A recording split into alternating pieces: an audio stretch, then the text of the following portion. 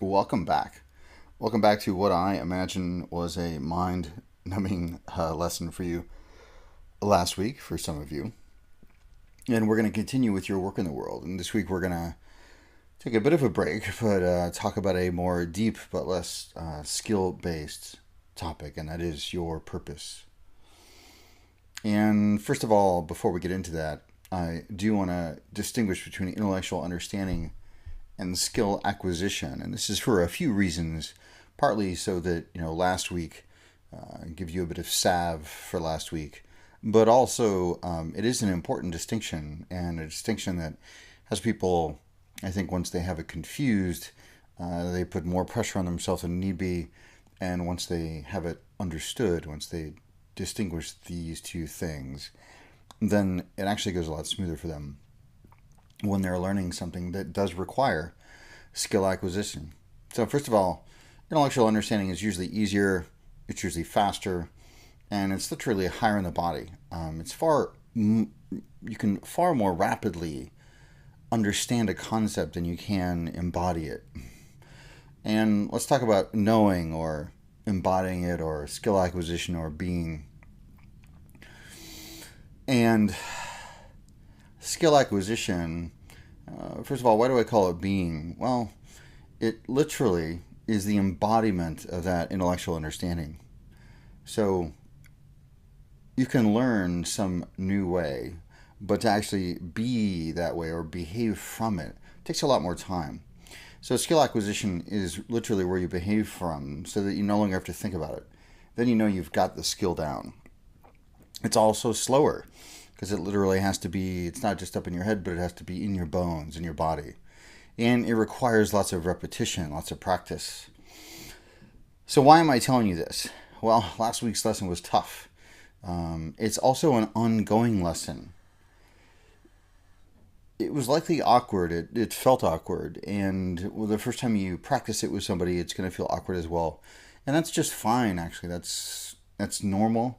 I like to use the metaphor of a golf swing. Even Tiger Woods, when he would change golf swings, it would take a few games to actually get in the habit of that swing. And his score might actually be worse after he learns a new swing.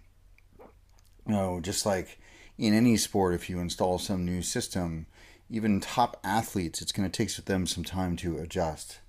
So it should feel awkward. And the mistake will be if you just go back to the way you were doing it because it feels awkward and because you feel ineffective or what have you. So just know that you're learning a new skill and it should be awkward and it should take some time. So give yourself lots of space and grace. Give yourself plenty of room to make mistakes. So having said that, let's talk about purpose. Purpose. Let's talk about what it is and why it's important and how to unearth it. So what is purpose? Plainly put, when I say purpose, what I mean is one of two things that will fit into your worldview. Either your life purpose or your spiritual purpose.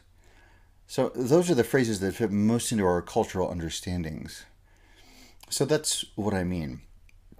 And those are the two phrases that one of those should resonate with you. But really, what does it mean? What is purpose? And to understand that, let's first talk about what is spiritual and then what is purpose. Purpose can be defined as a person's highest or deepest concern, and that concern which transcends any particular context. In other words, you can be doing it at any time. And, what's it all for? It would be the answer to that, ultimately. So, let's talk about unearthing your purpose and the process and criteria for that. First of all, purpose is something you're already doing.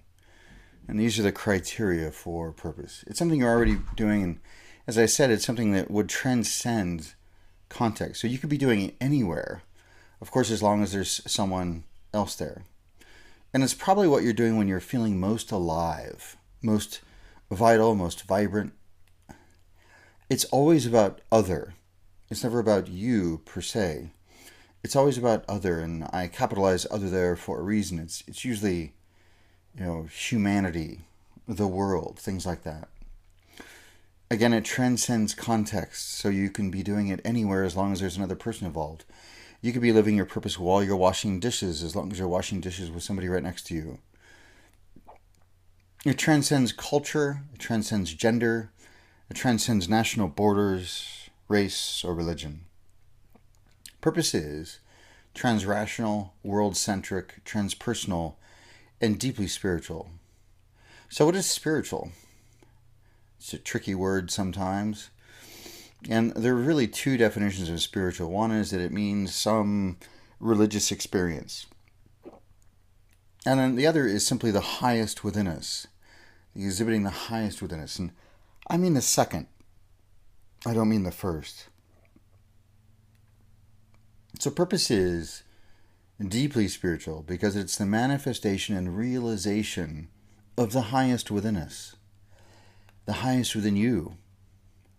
So how do we unearth it? You know what you want to do. And I know we've not covered marketing and branding yet. That begins next week. But you know what you want to do for your clients based on just whatever offering you are developing and are continuing to develop. And so what is that? Think of it now. And go ahead and pause and write that down. What is it that you do for clients? And it could be anything. It could be, I help them have more vibrant relationships, or, it could be that I assist them in really living their best, or it could be I help them resolve XYZ. Whatever it is, doesn't really matter. But what do you want to be doing for your clients? So go ahead and pause and write that down now.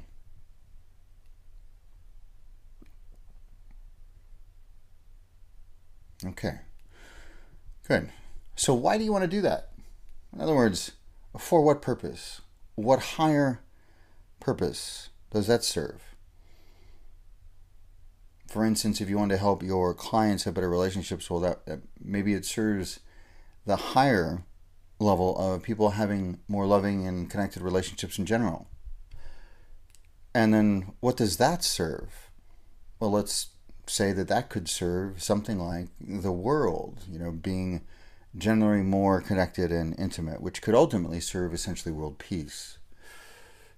And so there's probably several levels in between then and there, and that may not be the answer that you come up with, but you can see that each time we ask the question, that we get a more expansive, larger context until it's the highest context, the deepest context.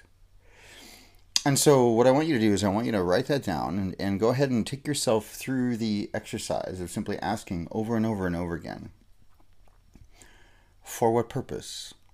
For what purpose?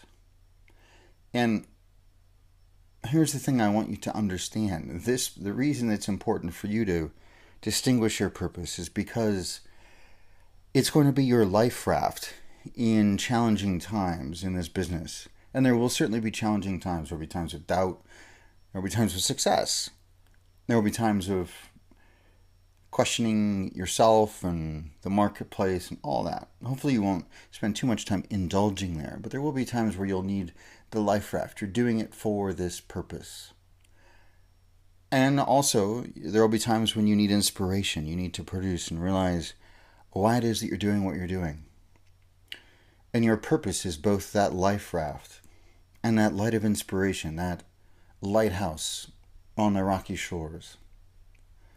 So that's your only task for the week, to work on your purpose, to really hone it. Thank you again for allowing me to contribute to you, and I look forward to next week's lesson on branding and marketing.